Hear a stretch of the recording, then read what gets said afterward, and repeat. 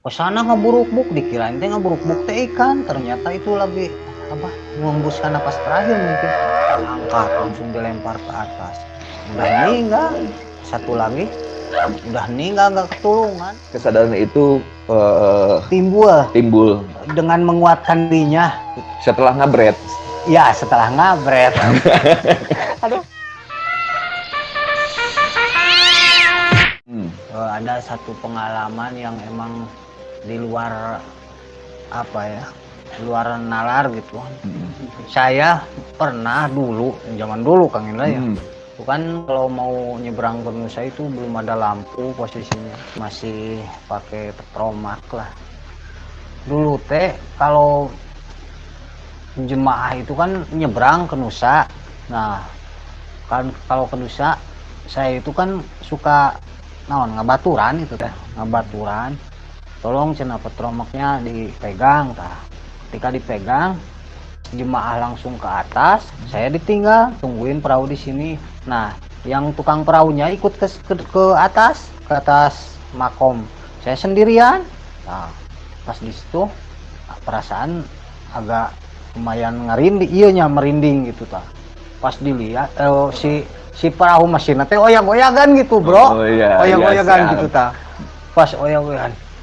Kan di situ teh ada kalau mesin parem, kalau mesinnya udah itu ada di situ apa boseh. Dikirain teh dah tengah kena hal-hal karena itu, Bro, ya kena hal gaib. Nah, di si handapun itunya teh apa, si airnya teh gitu-gituin sama boseh, dikirain teh ular atau apa yang ngorek-ngorek itu teh mesin motor bute. Nggak ada. Baru saya teh langsung istibar, langsung ngabret ke atas saya teh. Kalau lihat dari apa cuaca emang nggak ada angin gitu. Pokoknya mah ndak satupun ndak teh goyang gitu. Cuman itu hal emang gimana ya? Nggak kelihatan jirinnya gitu. Jodoh ngaoyagin gitu tah. Ya saya teh langsung beritahu ke yang tukang motor bootnya itu, ke Mang Agus. Tok tanyain deh cerita sekarang udah masih ada orangnya.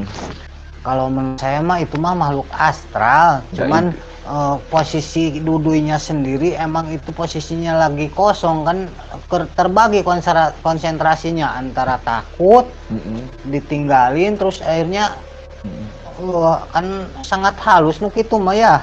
Jadi gimana tuh ya, cepet masuknya jadi gampang heureyannya kalau orang yang kumaha nya ngajelaskeun kayak intinya beliaunya teh nyingsieunan gitu. Tapi saya teh nggak mau apa istilahnya suudon kasih makhluk astral itu teh apa betul apa tidaknya, kan jelas yang jelas kenapa atuh si dia teh mengganggu gitu. Pada yang terlintas mah yang pertama takut, pasti takut. Yang kedua sadar bahwa orang mah nafsi kata saya teh ngobrol teh gitu. Jadi ada kekuatan di dalam diri kita teh untuk percaya diri bahwa makhluk paling sempurna teh ya manusia lah, pede weh gitu. Tah gitu maksudnya. Kesadaran itu timbul dengan menguatkan dirinya gitu. Setelah ngabret. Ya, setelah ngabret. Aduh. Setiap hari ya, menurut di lingkungan yang memang lokasinya dianggap orang itu sangat misteri gitu. Masih misteri. Iya. Gitu. Ada kejadian lagi nih. Gimana? Saya teh pan lagi ngetem teh Marahu, jadi kita teh tugas di situ teh melayani tamu. Nah, waktu itu teh sedang posisi jam 1 malam. Kita pas bagian ngetem, jadi istilah nyareuh, kalau bahasa Sundanya mah nyareuh itu bagian pas sip malam lah. Kan 24 jam di situ melayani tamu teh, makanya ada sistem nyareuh ya. Nah, kejadian pas jam 1 malam gitu ya, nggak ada apa-apa. Si perahu itu ngageleyeng dengan sendirinya, Bro. Asli ya mah. Ya, jalan sendiri. Jalan sendiri maksudnya teh. Jalan sendiri. Nah, kita nggak ngeh pas ini rencangan saya di sini apa temen saya. Itu siapa yang narik. Nah, pas giliran kita teh sadar kita yang lagi nyareh teh duaan. Yang lagi nyareh teh yang lagi pas shiftnya itu pas malamnya nggak ada siapa-siapa kan, yang ngetem teh duaan kata si temen teh ke aku teh. Nah, setelah itu mereka teh si perahunya itu menggeleyengkan diri, jadi maju dengan sorangannya Maju dengan sorangannya. ke tengah itu. Tengah dikirain teh ada si parahuna teh dicangca teh dicangcang meureun gitu. Iya. Berpikiran teh positif weh Iya. ke itu teh. Pas kenapa angin ke sini tapi ngageleungnya ke sana jadi Melawan angin. Melawan arus gitu. Nggak mungkin kan secara akal kalau yang dimana itu ngageleung mah pasti kebawa ka dieunya. Nah, ini mah melawan ke sana. Dan kenapa entrepnya itu pas di dermaga si itu dermaga Nusa. Padahal itu sangat melawan angin. Asli ya malah dongeng dah pengalaman sesuai pengalaman. Setelah sesuai biasa kalau yang habis jaro itu 1 jam ya ditunggu dikirain angin tetap nggak ngeh ke hal nukarar itu ya. Nah pas di sana teh udah 1 jam tengah geleyeng lagi. Itu pas tepat di bagiannya tempat penyimpanan perahu. Padahal jadwal yang punya perahu itu teh paginya. Jadi yang beroperasi itu cuman saya dan dengan teman saya. Nah sampai di situ saya kata orang di situ teh itu mah cina yang gaib yang ingin jarah ke sana, tapi nggak tahu lah. Walau alam kan yang jelas banyak fenomena keanehan yang banyak keanehan lah. Ada satu lagi yang kejadian itu mistis mistis lagi. Nah saya teh kan abis marau biasa ganti shiftnya itu jam 12 malam, pas kebetulan malam Jumat nih. Malam Jumat pas posisi teh saya teh mau pengen ngompol di atas teh ada WC umum. Nah sebelah sananya rumah kosong, tetap di lokasi wisata juga di situ, cuman agak udah lama nggak dihuni gitu si posisi villa itu teh. Nah biasanya saya nggak biasanya emang suka ditidurin si tempat itu teh. Nggak 2 bulan sebelumnya udah nggak tidur di situ ya. Nah sesudah situ teh kan pakai pagar besinya. Saya teh lagi ngompol gorosak gitu ya. Apa tuh bahasa Indonesia itu gorosak teh? Gorosak gitu tah. Tengah dah saya teh lagi buang air kecilnya. Saha eta kan kebetulan si WC umum teh deket dengan pagar itu.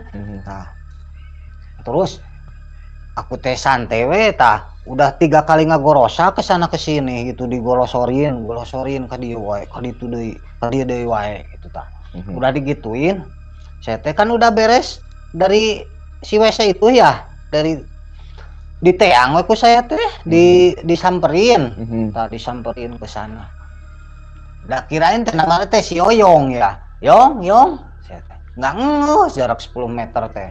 Terus disamperin dateng eta teh nu ngaheureuyan atau jin atau naon gitu ya. Tah sampai deket masih keneh nggak ngeh henteu eta kasih eta teh. Dianggap teh si Oyong ngaheureuyan. Pas nggak ada orang. Paling gak ditarik sama tambang, padahal berat itu teh besi yang udah karatan tuh pagar.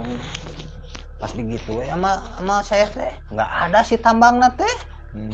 Pas langsung muringkak kena ini teh kena punduk teh langsung muringkak uing teh. Itu dinya teh karek uing mah abret-abretan geura. Langsung menyiapkan diri ya. Nah langsung bebeja ke kolot teh kade cenah maneh teh didinya mah sangat didinya mah naon teh sangat menakutkan ya. Jadi gitulah pengalaman. Banyak lah ya. Bener iya masih ganu heureuy tapi asli real setting di keluarga Mandedu sendiri kan pernah kejadian ya, adik atau siapa ya? Oh iya adik sampai meninggal itu. Kalau misalnya tidak keberatan untuk diceritakan. Kalau nggak salah dulu teh malam Sabtu ya. Saya teh biasa dah emang udah terbiasa mencari ikan. Jumlahnya 4 orang. Nah, pas tara-tara hari itu malam itu teh kalau nggak salah jam 9 malam. Biasa kan mau acara liwat-liwat gitu. Nah, pas kebetulan malam itu teh pas sekali ngagapruk ya sekali ngecrik banyak. Penasaran kan biasanya paling dapat 3-4, ini mah ada 4 kilonya lebih. Nyeret ke bagian dermaganya ke situ ya yang nyolodor ke dinu. pas posisi air lagi posisi musim hujan, jadi agak ketutup si posisi dermaga teh.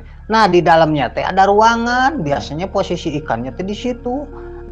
Orang teh berempat teh udah pengalaman Kang Indra. Siapa aja itu yang berempat itu teh itu? Kalau nggak salah yang almarhum budakna Mang Emod, terus budaknya Waudin namanya Cucu, terus iya. aku sendiri, terus adik aku. Adiknya yang almarhum siapa namanya? Eta teh dulu teh pas begitu ancur, biasa udah terbiasa ngolong ke situ ya.